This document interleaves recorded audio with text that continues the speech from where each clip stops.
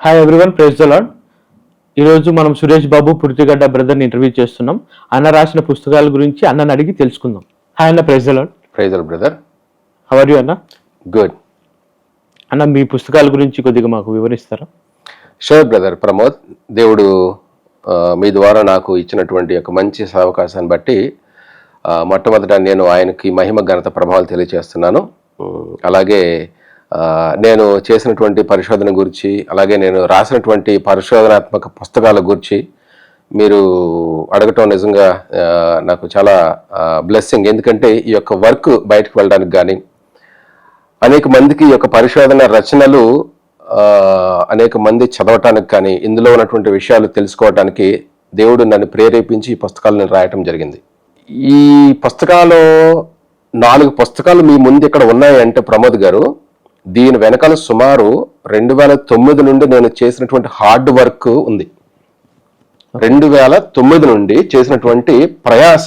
ఇందులో నేను ఏమి రాశాను అంటే, క్రైస్తవ మిషనరీలు భారతదేశానికి వచ్చి ఎలాంటి త్యాగపూరితమైన సేవ పరిచర్య చేశారో స్పష్టంగా రుజువులతో సహా నిరూపించాను. నేను దేవుని యొక్క సేవకులైనటువంటి మిషనరీస్ భారతదేశానికి వచ్చి ఎలాంటి త్యాగపూరితమైనటువంటి సేవ పరిచర్య చేసి వాళ్ళ ప్రాణాలు సహితం భారతదేశానికి సమర్పించారు అనేది నేను స్పష్టంగా సవివరంగా రుజువులతో సహా తెలియజేశాను. ఉదాహరణకు మీరు డీటెయిల్స్ కూడా అడగొచ్చు. నా ముందు ఈ 4 పుస్తకాలు ఉన్నాయి కదా. ఆధునిక భారతదేశ నిర్మాణంలో క్రైస్తవ మిషనరీల పాత్ర మొదటి భాగం.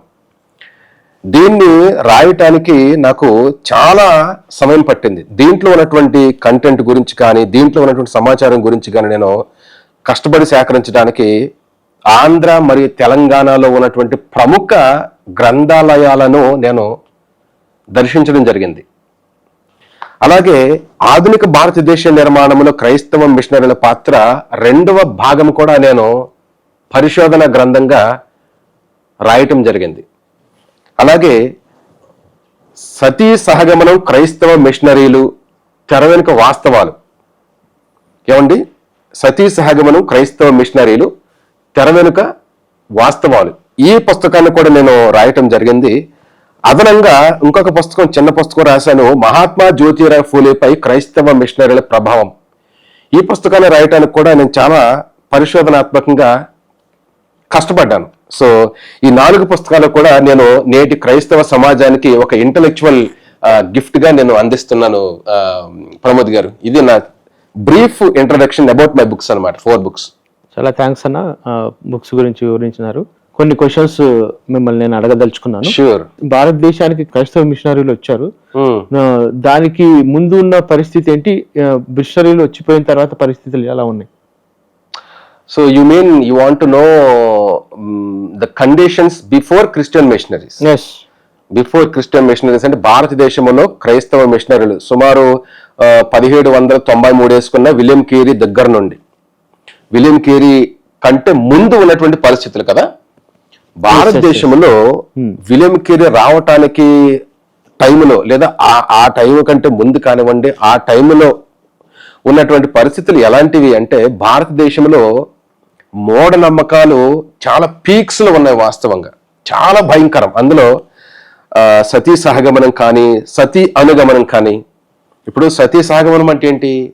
భర్త చనిపోయిన తర్వాత అదే భర్త చితుల భార్యను కూడా తగలబెట్టేయటమే సతీ సహగమనం. ఇది మనందరికీ తెలుసు. బట్ వాట్ అబౌట్ సతీ అనుగమనం?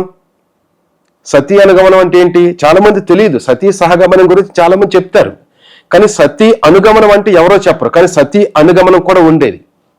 అలాగే బాల్య వివాహాలు, వరకట్నం, అలాగే శిశు హత్యలు, అలాగే అంతర్జల యాత్ర, ఇలాంటి భయంకరమైనటువంటి మూఢనమ్మకాలు క్రైస్తవ మిషనరీలు వచ్చే నాటికి భారతదేశంలో విపరీతంగా పీక్స్ లో ఉన్నాయి. అలాంటి సమయంలో క్రైస్తవ మిషనరీలు భారతదేశానికి వచ్చి తమ యొక్క జీవితాలను భారతదేశం కోసం పణంగా పెట్టారు. ఇప్పుడు మన పుస్తకాలు చదువుకుంటూ ఉంటాం ప్రమోద్. ఒకటే మాట ఏంటంటే, దేశమును ప్రేమించమన్నా, మంచి అన్నది పెంచమన్నా. దేశమును ప్రేమించడం అంటే ఏంటి? దేశం అంటే మట్టి కాదు, దేశం అంటే మనుషులే. బురజాడ అప్పారావు గారు చెప్పగానే చెప్పారు కదా, దేశం అంటే మట్టి కాదు, దేశం అంటే మనుషులు. సో మన దేవుని యొక్క ప్రేమ మనలో ఉంటే అది సాటి మనిషిలో మనం దాన్ని చూపించాలి, సాటి మనిషి మీద చూపించాలి. అందుకని యేసుక్రీస్తు ప్రభువారు కూడా చెప్పారు ఏంటంటే, నిన్ను వల్లని పొరుగు వారిని ప్రేమించు అని చెప్పేసి.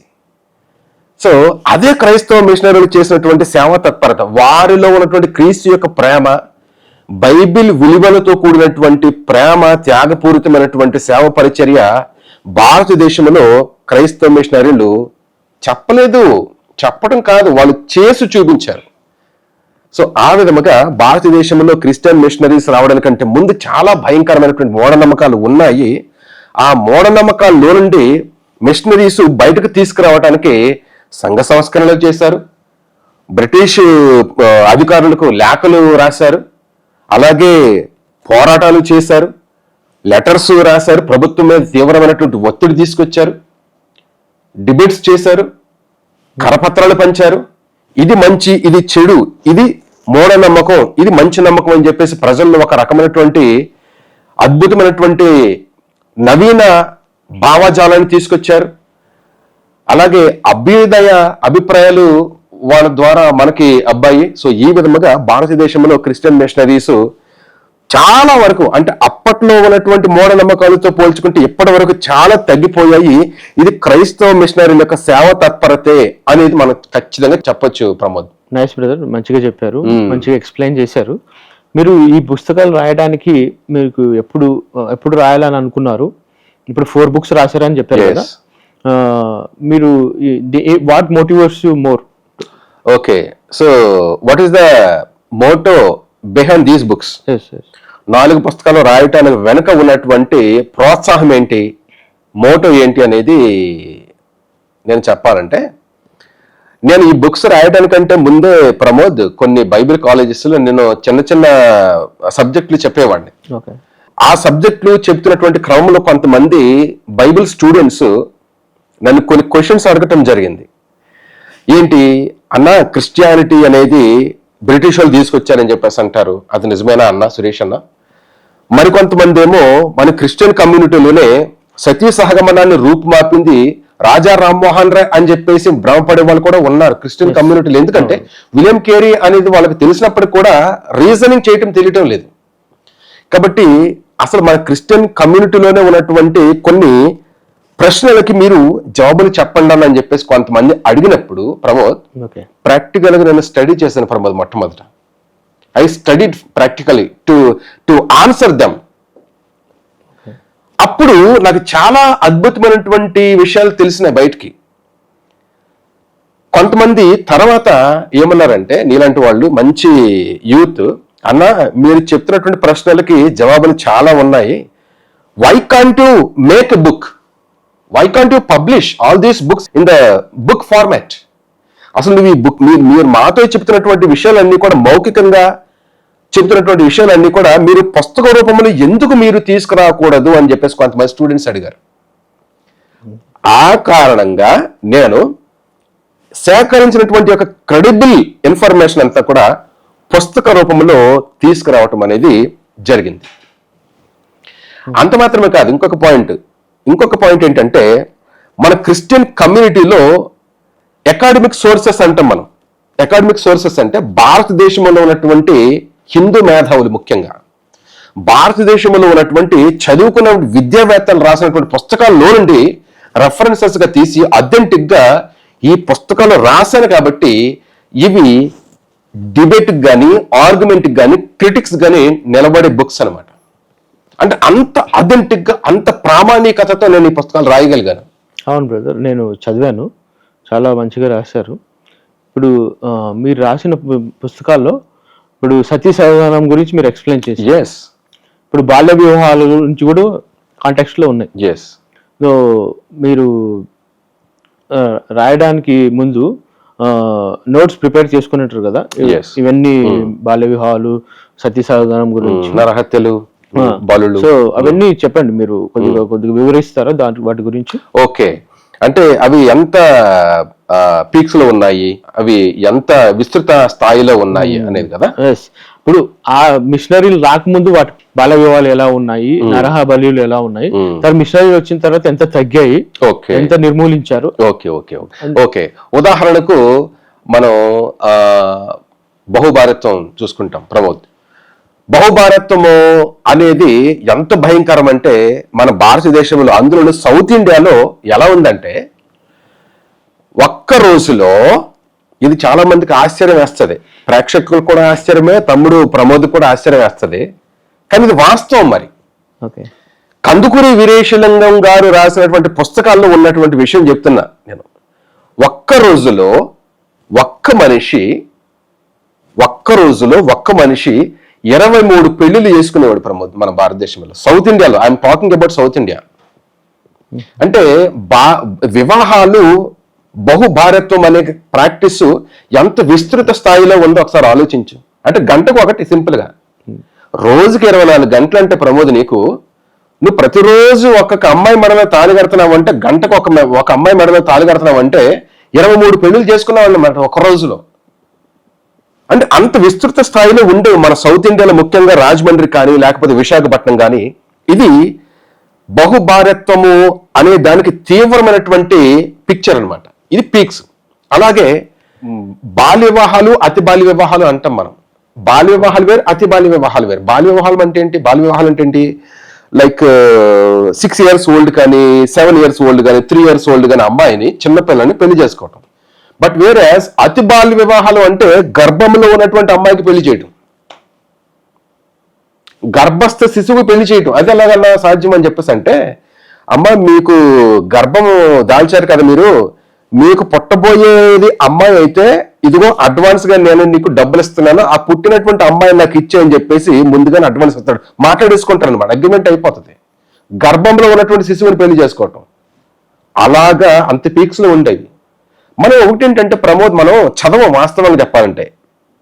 నేటి కాలంలో చాలా మంది యూత్ కి బాగా యూట్యూబ్లకో లేకపోతే ఆడియో పుస్తకాలకో లేకపోతే యూట్యూబ్ లో ఉన్నటువంటి అబద్ధాలకు అలవాటు పడిపోయినటువంటి సమాజం ఉంది తప్ప, are we reading the books now days?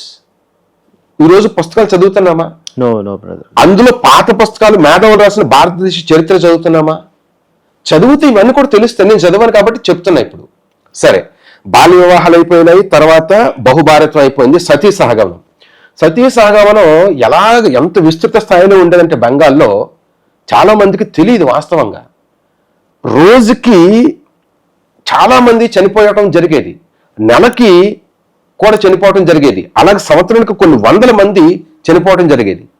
ఇవన్నీ కూడా నేను నా పుస్తకాల్లో లెక్కలు కట్టి, నెలకి ఎంతమంది చనిపోయేవారు, వారానికి ఎంతమంది చనిపోయేవారు, లేకపోతే రోజుకి ఎంతమంది చనిపోయేవారు, ఇలాంటివన్నీ కూడా రాజా రామ్మోహన్ రాయ్ పుస్తకాల్లో నుండి లెక్కలు కట్టి రుజువులుగా నేను చూపించాను దీంట్లో. అంత మాత్రమే కాదు, శిశు హత్యలు అంటే ఇందాక మనం చెప్పుకోవాలి ముందు పాయింట్లో, ఒక రోజుకి ఒక వ్యక్తి 23 పెళ్లిళ్ళు చేసుకుంటే, మరి ఆ వ్యక్తి 23 మంది దగ్గరికి వెళ్ళి సంసారం చేస్తే పిల్లలు పుట్టరా? మరి పుట్టినటువంటి పిల్లల్ని చంపడమే. ఈజీగా దోమలో ఏదైనా మన ఒంటి మీద కుట్టినప్పుడు దోమని ఎట్లా చంపేసినంత ఈజీగా పుట్టినటువంటి అమ్మాయిని చంపేసేవారు. అందుకని మన భారతదేశంలో 1990 దశకం తర్వాత భ్రూణ హత్యలు యాక్ట్ వచ్చింది. భ్రూణ హత్యలు చేయకూడదు. మీరు స్కానింగ్ తీసినప్పుడు అమ్మాయి గనక పుడుతుందని చెప్పేసి డాక్టర్లు చెప్పినా, ఈ తల్లిదండ్రులకు తెలిసినా కేసు అయిపోతుంది అక్కడ. కారణం ఏంటంటే, ఎప్పటి నుండి మన భారతదేశంలో అమ్మాయిని చంపే ఆచారం ఉంది. ఇలాగా భారతదేశంలో చాలా భయంకరమైనటువంటి మూఢనమ్మకాలు విషవలయంలో కొట్టుకొని పోతున్నటువంటి సమయంలో మిషనరీస్ వచ్చి సంఘ సంస్కరణలు చేసి అభ్యుదయ భావాలు మనలో పుట్టించి సంస్కరణకు నడిపించారు. చాలా భయంకరం. అవి ఎలా ఉన్నాయో, రుజువులు ఎక్కడున్నాయో, ఎక్కడి నుంచి నేను రెఫరెన్సెస్ తీసుకున్నాను అనే విషయాలన్నీ కూడా స్పష్టంగా నేను దీంట్లో మాట్లాడాను. అయితే ఇంకొక పాయింట్ నువ్వు అడగొచ్చు ప్రమోద్ ఇక్కడ, అన్న మీరు ఎంత వర్క్ చేశారు కదా, రేపటి రోజున ఎవరైనా ఇంటలెక్చువల్స్ మీ పుస్తకాల విషయంలో డిబేట్కి రమ్మంటే మీరు సిద్ధపడతారా, మీరు ఆర్గ్యుమెంట్కి నిలబడతారా అంటే, yes I can stand on my argument. నేను నా స్టాండ్ మీద నేను ఈ ఆర్గ్యుమెంట్ మీద నేను స్టాండ్ నిలబడతాను. కారణం ఏంటంటే, పరిశోధన చేసింది నేను కాబట్టి నేను రాసిన పుస్తకాలు ఎంత బ్యూటిఫుల్ గా ఎంత క్రెడిబుల్ ఇన్ఫర్మేషన్ తో ఉంది మిషనరీ యొక్క సేవా తత్పరత అనేది నేను రుజువుపరిచాను కాబట్టి రేపటి కాదు ఎవరన్నా విమర్శించడానికి నిలబడినప్పటికీ కూడా తర్కబద్ధంగా నా వాదన నేను కాపాడుకోవడానికి లేదా దాన్ని డిఫెండ్ చేసుకోవడానికి నేను రెడీగా ఉన్నానని చెప్పడానికి సరే ఈ మాటలు నేను మనం చెప్తున్నాను. ప్లాన్ చేసాం ఫ్యూచర్ లో Yes, డిబేట్. brother, తప్పకుండా. ఇప్పుడు చాలా క్వశ్చన్స్ రైజ్ అవుతున్నాయి. Yes. మిషనరీస్ భారతదేశానికి మెడిసిన్ ఇచ్చి అన్నం పెట్టి మతం మార్చారు. మార్చారా అని అంటున్నారు. విద్యా వైద్యం ఇచ్చి మతం మార్చారా అంటున్నారు. మరి దాని మీద అది ఎంతవరకు నిజం, ఎంతవరకు అబద్ధం? మిషనరీస్ కి ఏమైనా ఫండ్స్ వస్తాయా? బ్రదర్, క్రైస్తవ మిషనరీలు అన్నం పెట్టి మతం మార్చారు, మభ్య పెట్టి మతం మార్చారు, విద్యా వైద్యం ఇచ్చి మతం మార్చారని చాలా మంది మాట్లాడుకుంటున్నారు. ఇది సొసైటీలో ఉంది. దాని గురించి మీరు ఏమంటారు? సో యు మీన్ ఈ సౌకర్యాలు కల్పించో లేకపోతే ఈ సంక్షేమ పథకాలు చూపించో అన్నం పెట్టి అవసరతలో ఉన్నటువంటి వారికి మౌలిక సదుపాయాలు కల్పించి మతం మార్చేశారు. ఇది అంతవరకు వాస్తవం కదా. ఇది చాలా మందిలో ఉన్నటువంటి ఒక భయంకరమైనటువంటి అపోహ ప్రమోద్. వాస్తవంగా ఇప్పుడు క్రిస్టియన్ మిషనరీస్ కి అన్నం పెట్టి మతం మార్చాల్సినంత అవసరం ఏముంది వాళ్ళకి? అసలు ఏంటి అవసరం ఏంటి? ఇప్పుడు అన్నం పెట్టేసి సకల సౌకర్యాలు ఇచ్చేసి మీరు మతం మారండి అని చెప్పేసి చెప్పాల్సినంత అవసరం ఏంటి వాళ్ళకి అసలు?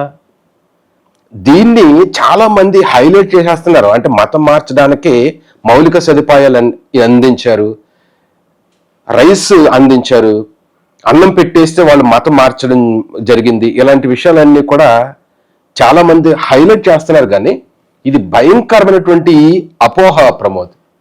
ఇప్పుడు పెద్దోళ్ళు ఒక సామెత చెప్తారు, ఎద్దు ఈనింది అని చెప్పేసి ఒకడు అంటారంట, ఇంకొకడు దూడని అక్కడ కట్టేయండి అన్నారంట. అర్థమైంది పాయింట్? ఎద్దు ఏంటి ఈనటం ఏంటి? ఎద్దు ఏంది కదా, ఎక్కడ ఎద్దు మగది మామూలుగా మేలు, అది అలాగే అంతది. కాబట్టి సృష్టికి విరుద్ధముగా ఉన్నటువంటి ఈ వాక్యాన్ని నిజము అని భ్రమలో ఉండి ఇదే వాస్తవం అని చెప్పేసి అనుకుంటూ ఉంటే, ఒకడేమో ఆ దూడ ఈంతే గనక అక్కడ దాన్ని కట్టేండ్రా, ఎద్దు ఈంత అక్కడ కట్టేండ్రా దూడ అని చెప్పేసి అన్నారంట. ఎంత భయంకరం! అలాగే నేటి కాలంలో క్రిస్టియన్ మిషనరీస్ మీద చాలా దుష్ప్రచారాలు జరుగుతున్నాయి. అందులో నువ్వు అడిగినటువంటి ప్రశ్న ఇది ఇప్పటిది కాదు, స్వామి వివేకానంద టైంలో ఉన్నటువంటి ప్రశ్న. దానికి ఆయన గారే ఆ టైంలో సమాధానం చెప్పేశాడు ప్రమోద్. ఉదాహరణకు రెఫరెన్స్ ఏమైనా ఉందా? ఉంది, తప్పకుండా ఉంది. ఎందుకంటే ఆ కరెక్ట్ నువ్వు అడిగింది ఏంటంటే స్వామి వివేకానంద గారి టైము అని చెప్పేసి అన్నాడంటే దానికి రెఫరెన్స్ ఏంటి అనేది కూడా పాయింటే కదా. చూడండి, వివేకానంద వాల్యూమ్ ఎన్నో వాల్యూము కనిపిస్తుందా? ఎన్నో volume? 8th volume. 8th volume ఇది. మొత్తం 10 వాల్యూమ్స్ అయితే 10 వాల్యూమ్స్ లో వివేకానంద గారు ఏం రాశారు, ఏం మాట్లాడారు అని చెప్పడానికి చెప్పినప్పుడు ఈ వాల్యూమ్స్ అన్ని కూడా నేను చదివి తెలుసుకున్నా. ఇందులో ఈయన రాస్తున్నాడు ఏమని చూడండి. నువ్వు అడిగిన ప్రశ్నకి జవాబు ఈయన రాస్తున్నాడు. అయ్యో, ఈ దేశంలోని పేదలను గూర్చి ఎవ్వరూ తలంచడం లేదే. దేశానికి వాళ్ళు వెన్నెముక వంటి వారు, వాళ్ళ కష్టంతో పండిస్తున్నారు ఈ పేదలు, ఈ పాకీవారు, ఈ కూలీలు ఒక్కరోజు సమ్మె చేశారంటే పట్నం మొత్తం అంతా గగ్గోలు పుడుతుంది. కానీ వారి యందు సానుభూతి చూపేవాళ్లే లేరు, వారి దుస్థితిని చూసి వాదార్చే వాళ్ళు కూడా లేరు. హిందువులు సానుభూతి లేకపోవటం వలనే, వింటున్నావా? హిందువుల సానుభూతి లేకపోవటం వలన ఎవరికి? ఈ బడుగు బలహీన వర్గాల వారు ఎవరైతే ఉన్నారో, నిమ్మల కులాల వాళ్ళు, వెనకబడ్డ వాళ్ళు ఎవరైతే ఉన్నారో వాళ్ళకి హిందువుల సానుభూతి లేదంట. ఇది నేను చెప్పడం లేదు, వివేకానంద చెప్తున్నాడు. ఇంకా చూడండి, హిందువుల సానుభూతి లేకపోవటం వలనే మద్రాసులోని వేలాది మంది హరిజనులు క్రైస్తవులుగా ఎలా మారిపోతున్నారో చూడు. అర్థమైందా నీకు? పాపం వాళ్ళు దేనికి నోచుకోలేకపోతున్నారు. సరైనటువంటి ఆహారం అందట్లేదు, పోషక విలువలతో ఉన్నటువంటి ఆహారం అందట్లేదు, ఒంటి నిండా గొడ్డ కప్పట్లేదు, వాళ్ళకి సరైన బట్టలు లేవు, వారికి మౌలిక సదుపాయాలు కూడా లేవు. కారణం ఏంటంటే వాళ్ళని మనం అశ్రద్ధ చేశాము. హిందువులు అనేటువంటి మనమే వాళ్ళని అశ్రద్ధ చేశాము. వాళ్ళని ప్రక్కన పెట్టేశాము, వాళ్ళని గొడవలో కానివ్వలేదు, వాళ్ళని మన యొక్క మత విషయాలు వాళ్ళ చెవిలో పడకుండా మనం జాగ్రత్త పడిపోయాము, మన గ్రంథాలు వాళ్ళు చదువుకోవడానికి అవకాశం లేదు, వాళ్ళని పురుగుల కంటే హీనంగా చూసాం. అందుకనే వాళ్ళు ఏం చేస్తున్నారు, క్రైస్తవంలోకి వెళ్ళిపోతున్నారు చూసావా అని చెప్పేసి స్వామి వివేకానంద మాట్లాడుతూ ఉన్నాడు. అలాగే ఈ సానుభూతి వాళ్ళకు లేకపోవటం వలన ఇలా జరుగుతున్నది. వాళ్లను నన్ను తాకవద్దు అని రాత్రింబగళ్ళు అరుస్తున్నాము. డోంట్ టచ్ మీ నాట్ అని చెప్పేసి వాళ్ళని మనం వెనక పెడుతున్నాం, దూరంగా పెడుతున్నాం. నిన్ను వల్ల నీ పొరుగు వారిని ప్రేమించు అనే సిద్ధాంతమేమో మనం మర్చిపోయాము. మన భారతదేశంలో అసలు సిద్ధాంతమే లేదు. అది క్రైస్తవ మిషనరీలు తీసుకొచ్చినటువంటి కాన్సెప్ట్. సో నన్ను తాకవద్దు అని రాత్రింబగళ్ళు అరుస్తున్నాము. ఈ దేశంలో దయా దాక్షిణ్యాలు ఎక్కడైనా ఉన్నాయా? కేవలం నన్ను తాకవద్దు అన్నటువంటి ఒకే ఒక కారణాన్ని బట్టి పాపం వాళ్ళు ఈసడించబడిన వారి, వెలివేయబడిన వారి, ప్రక్కకు నెట్టివేయబడినటువంటి వారి, మన ప్రేమకు వాళ్ళని నోచుకోకపోతే క్రైస్తవ మిషనరీలు వచ్చి క్రీస్తు యొక్క ప్రేమను చూపించి నిన్ను వల్ల పొరుగు వారిని ప్రేమించము అని చెప్పేసి వాళ్ళు, ఎవరైనా ఆకలి కలిగినటువంటి వాళ్ళకి అన్నం పెట్టడం సహజమే ప్రమోద్. ఇప్పుడు నువ్వు ఉన్నావయ్యా, నువ్వు సమాజ సేవ చేస్తున్నావు, ఒక గ్రామానికి వెళ్ళావు, అక్కడ ఆకలితో అలమటిస్తున్నటువంటి సమయంలో నీ నీతి సూక్తులు వాళ్ళకి కావాలా, మొట్టమొదటి అన్నం కావాలా వాళ్ళకి కదా, అన్నమే కదా కావాలి. అలాగా అవసరతలో ఉన్నటువంటి వాళ్ళకి ప్రేమ చూపిస్తూ ఆ యొక్క క్రీస్తు ప్రేమని క్రియల లోపంలో వాళ్ళని ఆదుకున్నారు. ఇది తప్పేంటి? కానీ మతం అన్నం పెట్టి వీళ్ళు మతం మార్చలా. అలా అనుకోవటము జరిగితే అది శుద్ధ అబద్ధమే తప్ప వాస్తవంగా కాదు. క్రీస్తు యొక్క ప్రేమను వాళ్ళకు చూపించారు కాబట్టి, వెలివేయబడినటువంటి వాళ్ళగా ఉన్నారు కాబట్టి వాళ్ళ దగ్గరికి వెళ్ళి క్రీస్తు ప్రేమను చూపించడం ద్వారా వాళ్ళ మనసులు మారి క్రీస్తుని హత్తుకున్నారు. ఈ విధంగా క్రైస్తవ మిషనరీలు చేసిన సేవ తత్వం బట్టి లో కాస్ట్ పీపుల్ కానీ, నిమ్మర జాతి వాళ్ళు కానీ, అంటరాని వాళ్ళు కానీ, ఎవరెవరైతే ఉన్నారో ఊరికి పొలిమారలో దూరంగా పెట్టబడిన వాడు, వీళ్ళందరూ కూడా క్రీస్తు ద్వారా లేదా క్రీస్తు ప్రేమను కనబరుస్తున్నటువంటి క్రైస్తవ్యాన్ని వీళ్ళు పుచ్చుకున్నారు. ఇది వాస్తవం. చాలా సూపర్ గా చెప్పారు బ్రదర్ ఎక్స్ప్లెనేషన్. ఎస్. ఇప్పుడు విలియం కేరీ వెస్ట్ బెంగాల్ కలకత్తాకి వచ్చారు. ఓకే. ఒరిస్సాకి గ్రామ్ స్టైన్స్ గారు వచ్చారు. ఇప్పుడు మదర్ తెరీసా గారు కూడా కలకత్తాకి వచ్చారు, బెంగాల్. ఇప్పుడు వీళ్ళు రాకుంటే భారతదేశం స్థితిగతులు ఎలా ఉండేటివి? ఓకే. అసలు మేలు చేశారని క్రైస్తవ సమాజం అంటుంటే వేరే వాళ్ళు మతం మార్చడానికి వచ్చి చెడగొట్టేశారు భారతదేశాన్ని, చెడగొట్టేశారు, క్రైస్తత్యాన్ని మనుషుల్లోకి చేశారని అంటున్నారు.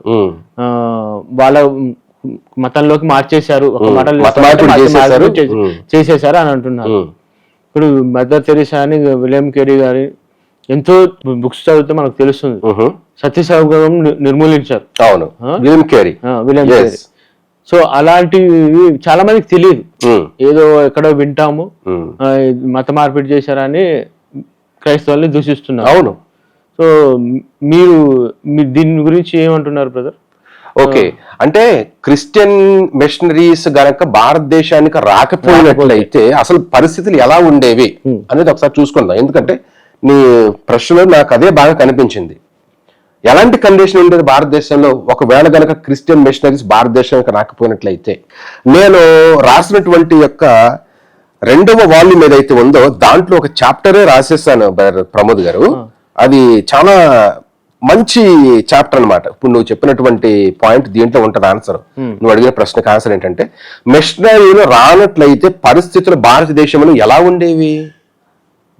సతీ సహగమనం కొనసాగుతూనే ఉండేది, అలాగే బహుభారత్వం అమల్లోనే ఉండేది, శిశు హత్యలు కూడా అమల్లోనే ఉండేవి, అనుగమనం అనే ఆచారం కూడా అమలులోనే ఉండేది, మహిళలకు విద్యా అవకాశాలు లేక కేవలం వంటింటికి మాత్రమే వాళ్ళు కుందేలులాగా పరిమితం అయ్యి ఉండేవారు. వాళ్ళ చేతికి పెన్ను, వాళ్ళ చేతికి స్టెథోస్కోప్ వచ్చేదే కాదు. వంటింటి కుందేలులాగా వాళ్ళు గరిటెలు ఇలాంటి పట్టుకుని వంటింటి కుందేలులాగా మాత్రమే ఉండేవాళ్ళు మహిళలు ఒకవేళ క్రిస్టియన్ మిషనరీస్ రాకపోయినట్లయితే.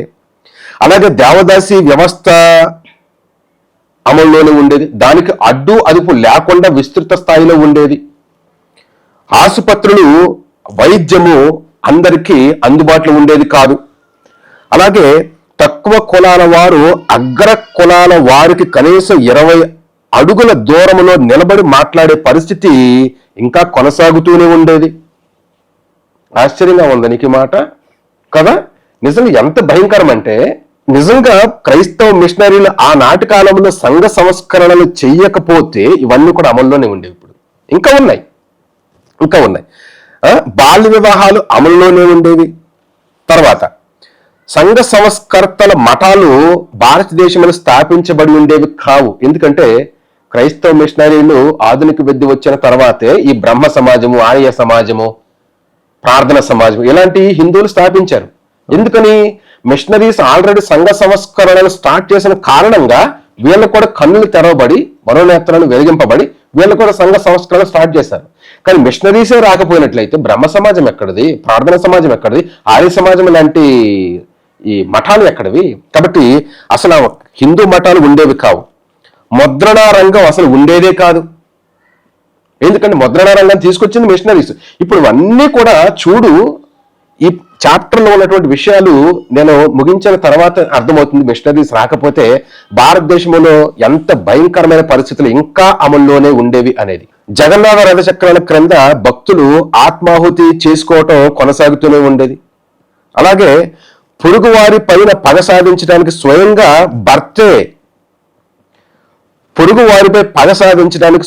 భర్తే భార్యను ఒక గొంజకు కట్టేసి సజీవంగా దహనం చేసే ఆచారం అమల్లోనే ఉండేది.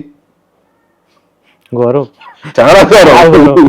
ఏమండి, ఈ చెప్పరు ఇవన్నీ ఉన్నాయి. యాక్చువల్ గా హిందీ చరిత్ర మన భారతదేశంలో ఉన్నాయి ఇవన్నీ. గంగా నదిలో వేలాది మంది భక్తులు దూకి ఆత్మహత్యలు చేసుకునే పరిస్థితులు ఇంకా కొనసాగుతూనే ఉండేవి. 10 ఏళ్ల అమ్మాయికి పండు ముసలివాడికి ఇచ్చి పెళ్లి చేసే ఆచారం అమల్లోనే ఉండేది. జమీందారీ వ్యవస్థ అమల్లోనే ఉండేది. సినీ పరిశ్రమ పరిచయం అయి ఉండేది కాదు.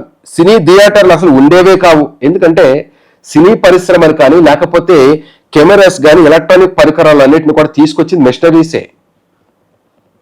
వీడియో కెమెరాని తీసుకొచ్చింది మిషనరీస్. మొట్టమొదటి మన భారతదేశానికి సినీ రంగాన్ని పరిచయం చేసిందే క్రిస్టియన్ మిషనరీస్. దాని మీద ఒక చాప్టర్ ఉంది నా పుస్తకంలో, చదివాను బ్రదర్. తర్వాత గైనకాలజిస్టులు ఉండేవారు కాదు. తత్ఫలితంగా స్త్రీలు రోగాలను మొదలుపెట్టుకుని దుర్మరణం పాలయ్యేవారు. ఆడవాళ్ళకి హాస్పిటల్స్ ఉండేవి కాదు, గైనకాలజిస్టులు ఉండేవాళ్ళు కాదు. డబ్బులు పొదుపు చేసుకోవడానికి బ్యాంక్ సిస్టమ్ ఉండేది కాదు. ఎందుకంటే విలియం కేరీ తీసుకొచ్చారు బ్యాంక్ సిస్టాన్ని. తర్వాత ఆనకట్టలు లేకపోయేవి. ఎందుకంటే ఆనకట్టలు కట్టిన వాళ్ళు మిషనరీస్ చాలా మంది ఉంటారు. మామూలుగా ఈ సర్ర అర్ధన్ కాటన్ కానివ్వండి, జాన్ క్లవ్ లాంటి వాళ్ళు కానివ్వండి, ఆనకట్టలు కట్టిన వాళ్ళలో ప్రముఖులు వాళ్ళు. అసలు రాజమండ్రి దగ్గర, ధవళేశ్వరం దగ్గర ఆనకట్ట లేకపోతే కరువులు భయంకరంగా ఉండేవి. ఇప్పటికి కూడా రైతులకు భోజనం ఉండేది కాదు. ఈరోజు ఆంధ్ర ప్రాంతం అంతా కూడా అన్నపూర్ణంగా, సస్యశ్యామలంగా, సుభిక్షంగా ఉంది అని చెప్పేసి అంటున్నారు కదా. ఒకవేళ కనుక సర్ అర్ధర్ కాటన్ లాంటి వాళ్ళు రాకపోతే ఇప్పుడు ఆ పరిస్థితి ఉండేది కాదు, ఆ సస్యశ్యామలత ఉండేది కాదు, ఆ సుభిక్షత ఉండేది కాదు. తర్వాత భాషలు అభివృద్ధిలోనికి వచ్చి ఉండేవి కావు. ఎందుకంటే డిక్షనరీస్ రాసింది వాళ్లే, భాషలను అభివృద్ధి చేసింది వాళ్లే. ఈరోజు శంకర నారాయణ డిక్షనరీ చేతిలో ఉందంటే, ఒక లిఫ్కో డిక్షనరీ ఉందంటే, లేకపోతే అంతకంటే ముందే చార్లెస్ ఫిలిప్ బ్రౌన్ డిక్షనరీ ఉందంటే మన చేతిలో, ఇవన్నీ కూడా మిషనరీస్ ద్వారా బయటకు వచ్చినవే. డిక్షనరీస్ ఉండేవి కాదు, మనకు విద్యా విధానం ఉండేది కాదు. నెక్స్ట్ నిఘంటువులు లేకపోయేవి. ఓకే, పోస్టల్ సర్వీసులు కూడా దాదాపుగా ఉండేవి కావు. ఇప్పుడు ఒకసారి ఆలోచించు, ఇవి లేకపోతే భారతదేశంలో పరిస్థితులు ఎలా ఉండే ఒక్కసారి ఆలోచించు. ఇలా ఉండేవి ఒకవేళ కనుక మిషనరీస్ రాకపోతే. కానీ మిషనరీస్ వచ్చిన తర్వాత పుస్తకం పట్టుకున్నాం, మనం మంచిగా బట్టలు వేసుకుంటున్నాం, మంచి ఎలక్ట్రానిక్ డివైజులు వాడుతున్నాము, హుందాతనంగా మనం ఆత్మగౌరవంతో మనం బ్రతుకుతున్నాము. ఇవన్నీ కూడా క్రిస్టియన్ మిషనరీస్ మన భారతదేశంలో ఆధునిక విద్యా విధానం ద్వారా కలిగించిన భావాజాలమే మనకి ఎంత అద్భుతమైనటువంటి అభివృద్ధికి నడిపించింది అని చెప్పటంలో లేశమాత్రమైన సందేహం లేదు ప్రమోద్. వింటుంటే భయము, ఆశ్చర్యం కలుగుతుండే.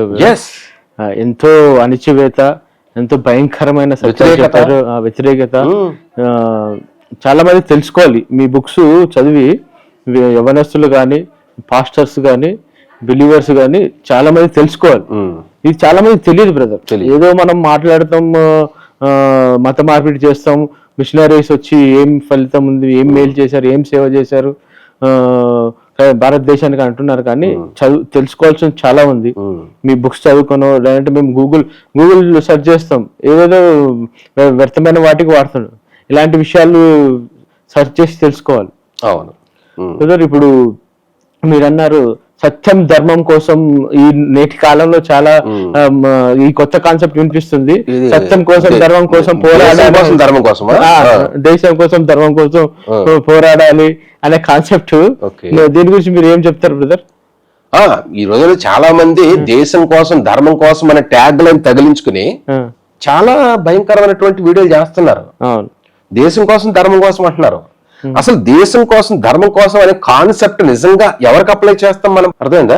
దేశం కోసం ధర్మం కోసం అనే వర్డ్ ఎవరికి గొప్ప అద్భుతమైనటువంటి లైను ఎవరికి మనం ఇవ్వగలం బ్రదర్? నేటి కాలంలో సత్యం కోసం ధర్మం కోసం అనే కాన్సెప్ట్ వినిపిస్తుంది. దీన్ని ఎవరికి అప్లై చేస్తారు, ఎలా అప్లై చేస్తారు? ఓకే, అవును బ్రదర్, మీరు అన్నట్టు నేటి కాలంలో చాలా మంది ఈ యూట్యూబ్ ఛానల్స్ లో ఎక్కువగా దీని మీద వీడియోలు చేయడం జరుగుతుంది. దేశం కోసం ధర్మం కోసం. నిజంగా దేశం కోసం ధర్మం కోసం అనే ఈ స్లోగన్ అప్లై చేయాలి అంటే క్రిస్టియన్ మిషనరీస్ కరెక్ట్ గా సూట్ అవుతారు బ్రదర్. నా అభిప్రాయాన్ని బట్టి, నా యొక్క అభిప్రాయాన్ని బట్టి దేశం కోసం ధర్మం కోసం అనే కాన్సెప్ట్ కి కరెక్ట్ గా క్రిస్టియన్ మిషనరీస్ సూట్ అవుతారు. వాళ్ళే సూటబుల్. ఎందుకంటే ఇక్కడికి వచ్చినప్పుడు సరైనటువంటి వైద్య సదుపాయాలు లేవు. వైద్య సదుపాయాలు లేనప్పుడు మన వాళ్ళు ఏం చేశారు? హాస్పిటల్ స్థాపించడానికి అవకాశం లేదు అసలు. ఇక్కడ అన్ని మూఢనమ్మకాలే. భూత వైద్యం, ఇంగ్లీష్ మందులు లేవు. తర్వాత ఈ శరీరాన్ని కోసి ప్రయోగాలు చేసే పరిస్థితి అసలే లేదు. ఎందుకంటే సాటి మనిషినే ముట్టుకోకుండా దూరంగా జరుగు అన్నటువంటి వ్యక్తి మనిషి అవయవాలు ఎలా ఉన్నాయి అని చెప్పేసి చనిపోయినటువంటి శరీరాన్ని కోయటం అనేది జరుగుతుందా? జరగదు. వైద్యం లేదు. క్రిస్టియన్ మిషనరీస్ వైద్యం తీసుకొచ్చారు, హాస్పిటల్స్ కట్టారు. అలాగే విద్యా వికాసం మన భారతదేశంలో ఇంతకుముందు ఎప్పుడో ఉండేది అని చెప్పేసి అంటారు, కానీ ఆధునిక విద్య అనేది మన భారతదేశంలో క్రిస్టియన్ మిషనరీస్ వచ్చేదాకా లేదు. వచ్చిన తర్వాత వాళ్ళు స్కూల్స్ స్థాపించారు, అంటే పాఠశాలలు స్థాపించారు, కాలేజీలు స్థాపించారు. అలాగే మంచి మంచి విద్యా బోధలు, అంటే ఆధునిక భావజాలంతో విద్యా బోధలు చేశారు. అలాగా విద్య, వైద్యము ఈ రెండు కూడా దేశానికి మూలాలు బ్రదర్. ఈ రెండు కూడా క్రిస్టియన్ మిషనరీస్ ద్వారా మనకి రావటం జరిగింది. అంతకంటే ఇంకా ఎక్కువ ముఖ్యమైనటువంటి పాయింట్ ఏంటంటే సమానత్వం తీసుకొచ్చారు. సమానత్వం అంటే ఈక్వాలిటీ. ఇన్ఈక్వాలిటీని ప్రక్కకి తప్పించి ఈక్వాలిటీని తీసుకొచ్చారు.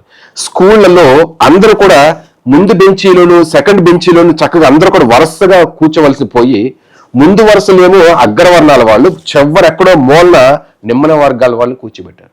కానీ క్రిస్టియన్ మిషనరీస్ వచ్చిన తర్వాత ముందు వరుసలోనూ బ్రాహ్మణులు లేకపోతే అగ్రవర్ణాల వాళ్ళు కూర్చుంటే, అదే వెనకబడ్డ వర్గాల వాళ్ళ పిల్లలు కూడా సేమ్ బెంచ్లో ప్రక్కనే అగ్రవర్ణాల వాళ్ళు, నిమ్మన వర్గాల కులాల వాళ్ళు కూర్చోవడం అనేది జరిగింది. ఇది క్రిస్టియన్స్ తీసుకొచ్చినటువంటి ఈక్వాలిటీ. దేశం కోసం ధర్మం కోసం పనిచేసిన మిషనరీసే బ్రదర్. వాస్తవంగా దేశం అంటే ఏంటి బ్రదర్? దేశం అంటే ఏంటి? ఇప్పుడు దేశము ధర్మం అండి. మీరు అడగవచ్చు అన్న, ఓకే అన్న, దేశం అంటే ఏంటి, ధర్మం అంటే ఏంటి? దేశం అంటే ప్రజలు. దేశం అంటే జియోగ్రాఫికల్ గా బౌండరీస్ కాదు బ్రదర్. దేశం అంటే ఏంటంటే ప్రజలు. ఏ దేశమైనా ప్రజలే ముఖ్యం. ప్రజల దగ్గరకు వెళ్ళారు, వాళ్ళతో కూర్చున్నారు, వాళ్ళతో మమేకమైపోయారు, వాళ్ళతో మాట్లాడారు, వాళ్ళ దగ్గర కూర్చుని భోజనం చేశారు, వాళ్ళతో హత్తుకున్నారు, వాళ్ళతో మింగిల్డ్ అయిపోయారు. ఎవరైనా విలియం కేరీ లాగా వర్క్ చేసినటువంటి భారతీయులు ఒకరిని చూపించండి, మీరు ఒకరిని చూపించండి. లేరు. వాస్తవం చాలా తక్కువ. అంతంత మాత్రం ఒకవేళ ఉంటే గనక ఇంపాసిబుల్.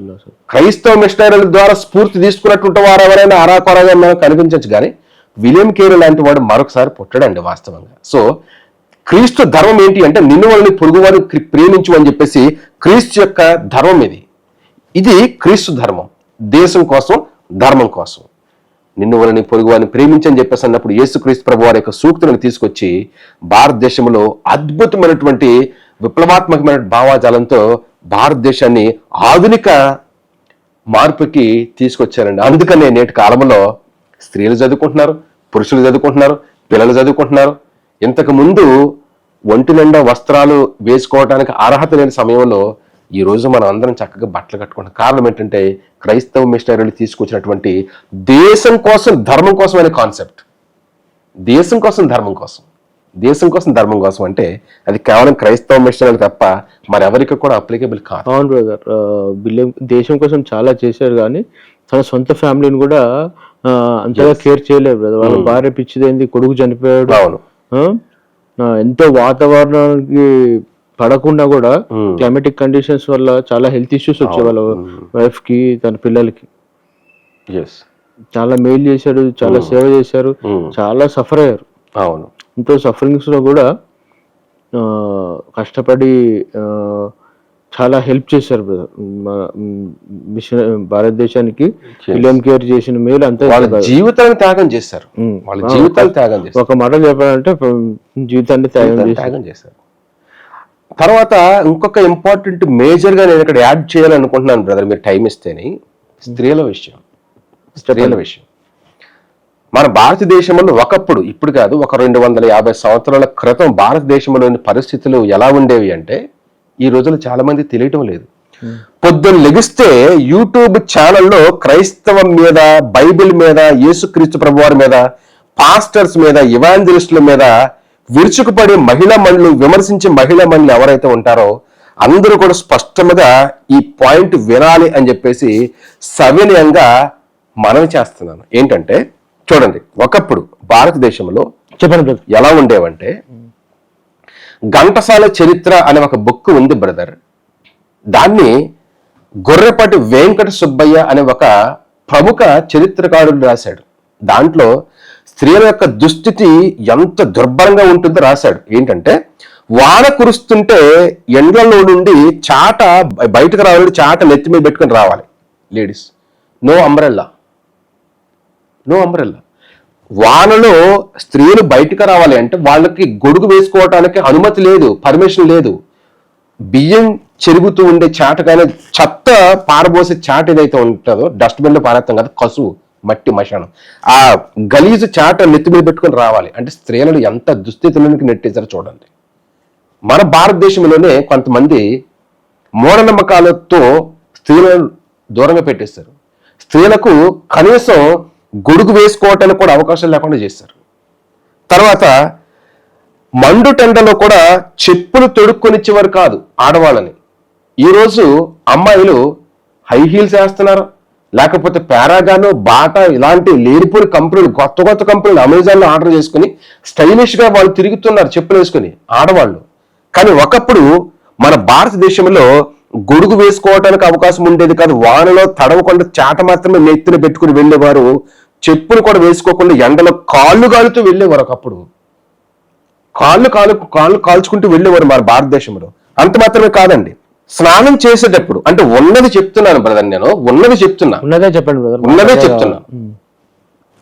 స్నానం చేసేటప్పుడు ఎక్కడ స్త్రీల యొక్క గాజుల శబ్దం బయటికి వినిపిస్తుందో అని వాళ్ళని ఏం చేశారంటే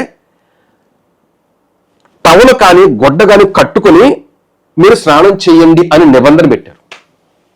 అంటే వాయిస్ లేదు సరికదా, వాయిస్ లేకపోతే తర్వాత విషయం, మాట్లాడకపోతే తర్వాత విషయం. మోగదాన్ని చేసేశారు, మౌనంగా పెట్టేశారు స్త్రీని. ఉన్నా కూడా మాట్లాడే పర్మిషన్ మాట్లాడేటట్టు ఉన్నప్పటికీ కూడా, మోగది కాకపోయినప్పుడు కూడా మాట్లాడకుండా మోగదాన్ని చేశారు. కనీసం గాజుల శబ్దం కూడా పైకి రానివ్వకుండా నిషేధించేస్తారు. అంటే స్త్రీల యొక్క దుర్భర పరిస్థితులు ఎంత పీక్స్ లో ఉంటే ఒకసారి మనం ఆలోచించవచ్చు. అంటే స్నానం చేసేటప్పుడు గుడ్డ కట్టుకుని గాజుల శబ్దం రాకుండా జాగ్రత్తగా స్నానం చేయాలి. గాజుల శబ్దం వినిపించిందా తిట్లు, క్లాస్ పీక్తారు అమ్మ నాన్న ఎవరైనా పక్కనుంటే. తర్వాత పురుషులకు కనబడరాదు ఆడవాళ్ళు. ఇక్కడ ఉన్నదే టెక్స్ట్ నేను చదువుతున్నానండి, ఉన్న టెక్స్ట్ చెప్తున్నాను మీకు. పురుషులకు కనబడరాదు, భర్తకు కూడా పగలు కనబడరాదు ఆడది. భర్తకు కూడా భార్య కనిపించకూడదు పగలు.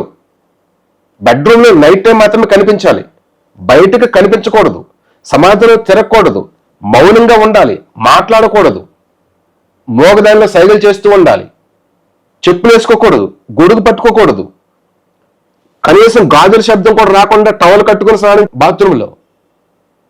వాయిస్ ఎలగలేదు, కనీసం వేరే వాళ్ళ పురుషులకు కనిపిస్తుంది వేరే విషయం, కానీ భర్తకు కూడా ఆడది కనిపించకూడదు. ఇవండి ఆడవాళ్ళ స్థితులు, ఆడవాళ్ళ యొక్క స్థితిగతులు, ఆడవాళ్ళ యొక్క దుర్భర పరిస్థితులు భారతదేశంలో ఒకప్పుడు. తర్వాత ఇంకోటి అదేంటన్నా, మరి భర్త భార్యతో మాట్లాడకూడదా? భర్త భార్యతో మాట్లాడితే ఏంటి ప్రాబ్లం అని చెప్పేసి అంటారేమో. మహారాష్ట్రలో ఒక సన్నివేశం జరిగింది, ఈ పాయింట్ చెప్పి నేను ముగిస్తాను. మహారాష్ట్రలో ఒక సన్నివేశం జరిగింది ఏంటంటే, భార్య భర్తలు అసలు మాట్లాడుకోకూడదు అనే నియమానికి విరుద్ధంగా ఇద్దరు భార్య భర్తలు మాట్లాడుకుంటున్నారంట. మాట్లాడుకుంటుంటే పెద్దోళ్ళు చూశారు, పెద్దోళ్ళు చూసి నువ్వు నీ భర్తతో మాట్లాడతావా అని చెప్పేసి భార్య భర్తలు ఇద్దరిని కూడా ఒక 2 రోజులు లోపల గదులు పెట్టి తాళం వేసేస్తారు, వాళ్ళకి తిండి నీళ్లు లేకుండా.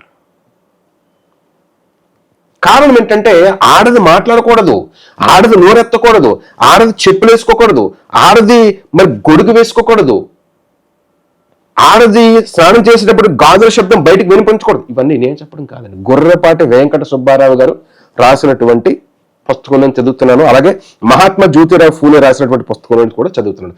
అలాంటి పరిస్థితుల్లో అసలు ఆడది ఇంట్లో ఉన్నా కూడా లేకుండా దాన్ని చేస్తే ఈ రోజు క్రిస్టియన్ మిషనరీస్ ఇచ్చినటువంటి మంచి విలువల ద్వారా, మంచి స్టాండర్డ్స్ ద్వారా ఆత్మగౌరవంతో బయటకు రావటం మాత్రమే కాకుండా ఉద్యోగాలు చేసుకుంటున్నారు, చదువులు చదువుతున్నారు, తర్వాత వాళ్ళ యొక్క హక్కుల కోసం వాయిస్ రేజ్ చేస్తున్నారు. చివరికి ఈ మతోన్మాదం చేత హక్కులు కల్పించినటువంటి క్రిస్టియన్స్ మీదగా తిరుగుబాటు చేస్తున్నారు ఈ మహిళ మనులు. వీళ్ళకి ఎక్కడి నుంచి వచ్చినాయండి హక్కులు? ఇది తెలియదు బ్రదర్ వీళ్ళకి. వాస్తవంగా వీళ్ళ యొక్క దుస్థితి, వీళ్ళ యొక్క పరిస్థితులు ఎంత భయంకరంగా, ఎంత హింసాత్మకంగా, ఎంత క్రూరత్వంగా వీళ్ళు అణచబడ్డారో అంత అద్భుతంగా వీళ్ళని అభివృద్ధి చేసింది మిషనరీసే. ఈ విషయాలు తెలియక బైబిల్ విమర్శిస్తారు, క్రైస్తవ మిషనరీలు విమర్శిస్తారు, పాస్టర్ విమర్శిస్తారు, నోటుకొచ్చినట్టు మాట్లాడతారు. భారతదేశంలో సాంఘిక సంఘ సంస్కరణలు చేసింది క్రైస్తవ మిషనరీలు, విద్యా విధానాలు తీసుకొచ్చింది క్రైస్తవ మిషనరీలు, హాస్పిటల్స్ తీసుకొచ్చింది క్రైస్తవ మిషనరీలు, డ్యాములు కట్టింది క్రైస్తవ మిషనరీలు. అన్ని విషయాల్లో కూడా ఈ రోజు మనం హ్యాపీగా జీవిస్తున్నాము అంటే, ఆధునిక పరిస్థితుల్లో అద్భుతంగా మనం జీవిస్తున్నాము అంటే ఈ ఆధునిక కాలంలో దానికి క్రైస్తవ మిషనరీల కారణం అని నేను నా పరిశోధనలో స్పష్టంగా చెప్పడం మాత్రమే కాదు, లిఖిత పూర్వకంగా రాసి నిరూపించానండి. ఇవి నా బుక్స్ లో ఉన్నటువంటి విషయాలు. చాలా చాలా చాలా మంచి విషయాలు చెప్పారు బ్రదర్. అసలు వింటుంటే స్త్రీల పరిస్థితి ఎంత ఘోరంగా ఉందో ఊహించుకుంటే భయం వేస్తుంది నాకైతే. అవును బ్రదర్, ఇప్పుడు ఎంత ఫెమినిజం అంటున్నారు. అదే కదా బ్రదర్, మీరు రాసిన 4 books గురించి ఒకసారి చదువుతున్నాను వినండి. ఎందుకంటే వ్యూవర్స్ కూడా తీసుకుంటారు. మంచి మంచి సత్యాలు చెప్పారు, చాలా తెలియని విషయాలు ఇందులో రాశారు. కాబట్టి ఆధునిక భారతదేశ నిర్మాణంలో క్రైస్తవ మిషనరీల పాత్ర 1వ భాగము, పురిటిగడ్డ సురేష్ బాబు. దీని ప్రైస్ వచ్చేసి 350 బ్రదర్. 2వ భాగం ఆధునిక భారతదేశ నిర్మాణంలో క్రైస్తవ మిషనరీల పాత్ర. 3rd book వచ్చేసి సతీ సహగమనం, క్రైస్తవ మిషనరీలు భ్రమల వెనుక దాగి ఉన్న వాస్తవాలు. జ్యోతిరావు పూలేపై క్రైస్తవ మిషనరీల ప్రభావం. ఇది 50 రూపీస్ బ్రదర్. బ్రదర్, ఇవి మీరు ఎక్కడ సిటీబీఆర్ లో పెట్టారు? యాక్చువల్గా ఈ బుక్స్ వాస్తవంగా చెప్పాలంటే ఒక 2 క్రిస్టియన్ బుక్ స్టాల్స్ కి ఇచ్చానండి. నేను అక్కడే తీసుకున్నాను, చదివాను. సిటీబీఆర్ మీరు అన్నట్టు ఒక 2 క్రిస్టియన్ బుక్ స్టాల్ కి ఇచ్చాను. ఒకటి ఏంటంటే ఆల్ఫాలో ఉంటాయి, ఆల్ఫా క్రిస్టియన్ సికింద్రాబాద్ ఆల్ఫా, తర్వాత సిటీబీఆర్ క్రిస్టియన్ ట్రూత్ బుక్ రూమ్ లో. అమెజాన్ లో కూడా పెట్టినట్టు, కానీ ప్రైస్ చాలా ఎక్కువ చూపిస్తుంది. అవునండి, కానీ యాక్చువల్ గా రచయితగా పాఠకులు నన్ను సంప్రదిస్తేనే బెస్ట్. అప్పుడు డైరెక్ట్ గా రచయితను కూడా కాంటాక్ట్ చేసినట్టు ఉంటుంది, ఓకే. రచయిత దగ్గర నుంచి డైరెక్ట్ గా పుస్తకాలు కొనుగోలు చేసుకున్నట్టు కూడా ఉంటుంది. Yes, you are right. Yeah, so instead of online purchasing కానీ లేకపోతే ఇంకా వేరే దగ్గర కాకుండా డైరెక్ట్ గా నన్ను సంప్రదించినట్టయితే వాళ్ళకి ఎక్కువ కాపీస్ కొనుక్కున్నట్టయితే తప్పకుండా నేను వాళ్ళకి తక్కువ ప్రైస్కి ఇవ్వటం అనేది అట్లా జరుగుతుంది బ్రదర్. ఎక్కువ కాపీస్ బల్క్ లో కొనుక్కుంటే అట్లా అనమాట. Thank you brother. అయితే ఒక చిన్న పాయింట్ చెప్పాలి బ్రదర్. సెకండ్ వాల్యూమ్ నేను రీప్రింట్ చేస్తున్నాను. ఆల్రెడీ మీరు 2 times ప్రింట్ చేశారు బ్రదర్. ఫస్ట్ ఎడిషన్ 2020లో 1000 కాపీస్ ప్రింట్ చేశారు. సెకండ్ ఎడిషన్ 2023లో 1000 కాపీస్ ప్రింట్ చేశారు. మళ్ళీ మీరు ప్రింట్ చేయాలి. మళ్ళీ నేను ప్రింట్ చేయాలి.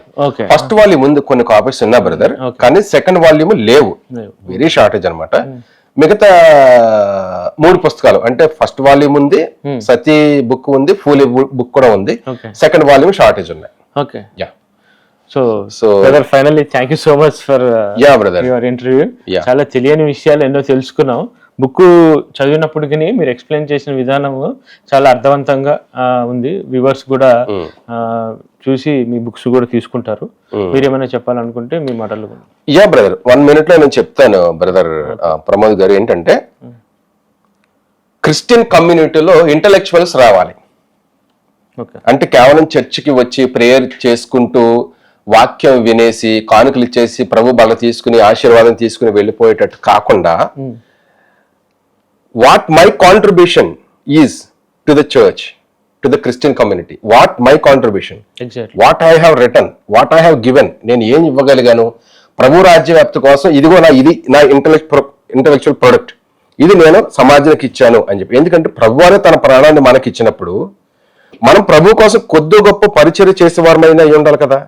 So every individual has to ask themself that what I have given to the church believers, to the lord, దేవుని కోసం కానీ చర్చ్ కోసం కానీ బిలీవర్స్ కోసం నేను ఏం చేయగలిగాను, ప్రభు యొక్క సేవలో నా పాత్ర ఏంటి అనేది ప్రతి ఒక్క క్రైస్తవ విశ్వాసి కూడా ప్రశ్నించుకొని ఇలాంటి పుస్తకాలు ఇంటలెక్చువల్ గా ఆలోచించి పబ్లిష్ చేయాల్సినటువంటి బాధ్యత ప్రతి ఒక్కరి మీద ఉందని చెప్పేసి నేను భావిస్తున్నాను బ్రదర్.